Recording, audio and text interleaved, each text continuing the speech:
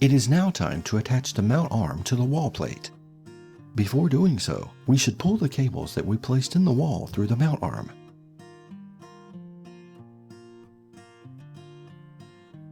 The arm is first positioned on the wall plate by using the long adjustment screw. It inserts through the bottom of the arm, through the hole on the top of the wall plate, with the bottom of the screw sliding into the notch at the bottom of the wall plate.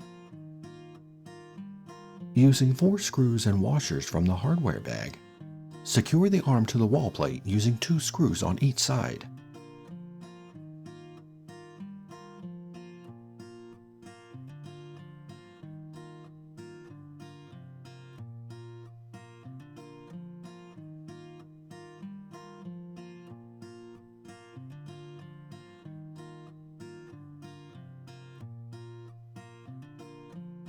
It is now time to place the projector on the mount arm and connect the cables.